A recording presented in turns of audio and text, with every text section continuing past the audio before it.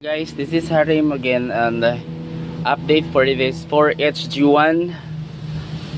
We just opened the engine because of the knocking inside the engine. Okay, so we decided to open the engine because there is a knocking sound. Okay, so first we did is that we opened the head. Okay, so what we found out here, as we find out here, head gasket, and first impression is that the knocking sound could be a detonation sound. Okay, so that is, and also detonation also creates knocking sound. Detonation, why? Because of this evidence.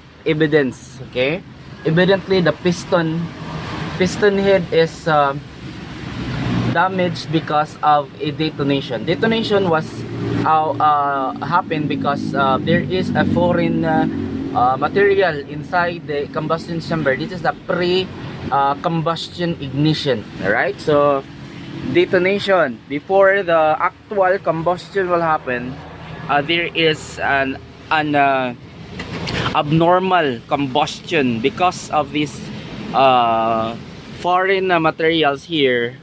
It will be becoming hot over time as the engine runs.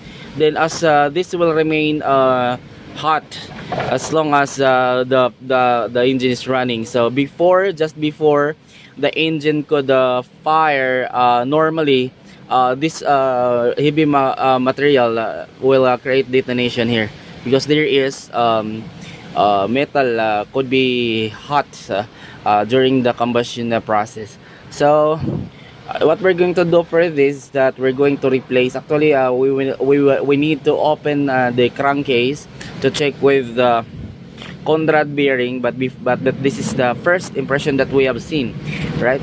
Detonation cost here, damaged piston. So we will also replace this piston.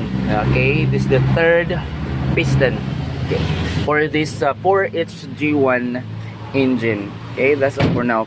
After, we'll open the crankshaft or the crank pin, and we'll check the connecting rod bearing tomorrow maybe. We will check that. Okay, so as of this time, ilang muna. Okay, thank you very much.